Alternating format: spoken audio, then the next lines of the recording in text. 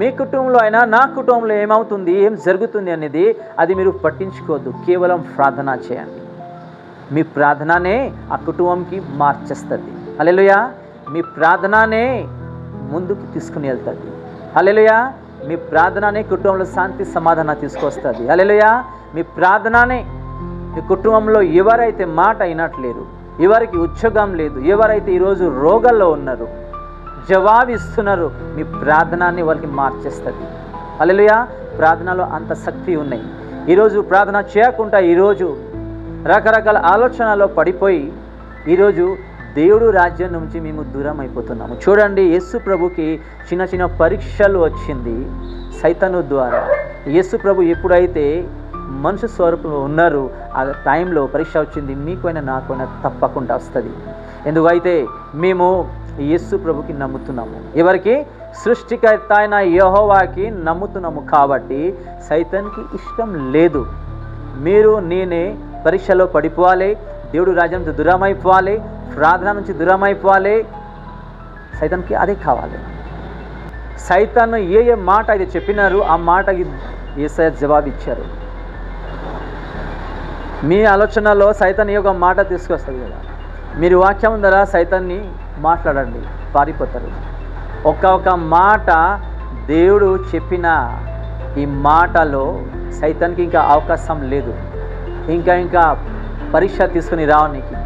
లాస్ట్లో ఇక్కడ చూస్తున్నాము, ఒకటి పరీక్ష వచ్చిన తర్వాత దేవుడు ఏ మాట అయితే చెప్పినారు సైతాన్ వెళ్ళిపోయినారు. మీకు అయినా నాకు అయినా, మీ కుటుంబంలో అయినా నా కుటుంబంలో అయినా పరీక్ష వచ్చినప్పుడు మీరు కూడా బలముగా దేవుడు వాక్యంతో మీరు మాట్లాడండి, నిలబడండి. తప్పకుండా మీరు జయిస్తారు. సైతాన్ కూడా మళ్ళీ రాదు తిరిగి. ఈరోజు ఇంటిలో 5 ఉన్నప్పుడు ఆ 5లో ఒక విశ్వాసి బలముగా ప్రార్థనతో, వాక్యంతో, విశ్వాసంతో జీవించినప్పుడు ఇంకా 4 ఉంటారు కదా, ఎవరైతే సరిగా ప్రార్థన చేయరు, చర్చికి రారు, యేసయ్య అంటే, పాపం అంటే, నరకం అంటే వాళ్ళకి భయం ఉండదు. సైతాను వాళ్ళ బలహీనత చూసి ఏం చేస్తుంది, ఎవరైతే ఒక విశ్వాసి పరిశుద్ధంగా జీవిస్తున్నారో ఈ 4 ద్వారా అటాక్ చేస్తారు. ఈరోజు ప్రతి ఒక్క కుటుంబంలో ఇలాగే జరుగుతుంది. అది దైవజనుల కుటుంబమైనా సరే, విశ్వాసి అయినా సరే, ఎవరైనా సరే. దైవజనుల కుటుంబంలో కూడా కొన్ని పర్సన్స్ ఉన్నారు, వాళ్ళు కూడా బలహీనతలో ఉన్నారు అన్నమాట. వాళ్ళ బలహీనత చూసి సైతాను వాళ్ళకి కూడా అటాక్ చేస్తుంది. ఇక్కడ చూస్తున్నాము యేసు ప్రభుకి ఏ పరీక్ష వచ్చింది, యేసు ప్రభు ఏ విషయంలో ఇక్కడ ఉన్నారు అని చూస్తున్నాము. ఉపవాసంలో. మీరు ఉపవాసంలో ఉన్నప్పుడు దేవుడి గురించి మంచిగా జీవించాలి, నిలబడాలి, పరిశుద్ధంగా ఒక నిర్ణయం మీరు తీసుకున్నప్పుడు అపవాది ఇంటది, చూస్తుంది, మీకు కింద పడేసేయాలి అని వస్తుంది. మీరు జాగ్రత్తగా ఉండండి. హల్లెలూయా. మీరు ఉపవాసం దేని గురించి చేస్తున్నారు, సైతాన్ ఇంటర్ ఆ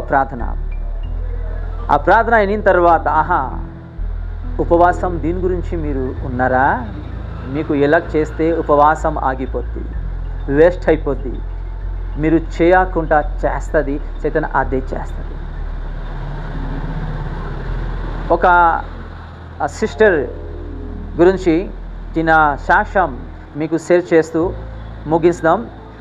ఈ ఉపవాసం గురించి రాయబడి ఉన్నాయి కదా, 40 రోజు దేవుడు ఉపవాసం చేస్తున్నారు. ఒక సిస్టర్ భర్త గురించి ఉపవాసం చేస్తూ, అత్తయ్య మామయ్య గురించి ఉపవాసం చేస్తూ, ఎందుకు అయితే భర్త ప్రేమ లేదు, అత్తయ్య మామయ్య ప్రేమ లేదు, కోడలికి సరిగా వాళ్ళు చూసుకుంటా లేరు. యేసయ్యా, నా మామయ్య, నా అత్తయ్య, నా భర్త నాకు ప్రేమించాలి, వాళ్ళ హృదయంని, వాళ్ళ ఆలోచనని మీరు మార్చండి అని 40 దినాలు ఉపవాసంలో ఉన్నప్పుడు కొన్ని పరీక్షలు వాళ్ళ కుటుంబం ద్వారానే వచ్చిన తర్వాత ఆ పరీక్షలో నిలబడకుండా రకరకాల మాట, అంటే బూతులు మాట చెప్తూ, కోపంలో ఏదైనా మాట చెప్తూ అలాగే 40 దినాలు ముగించింది. 40 దినాలు అయిన తర్వాత, కొన్ని దినాలు అయిపోయింది, నెల అయిపోయింది, 40 దినాలు, 20 దినాలు అయిపోయింది, 2 నెలలు అయిపోయింది, 3 నెలలు అయిపోయింది, జవాబు రావట్లేదు.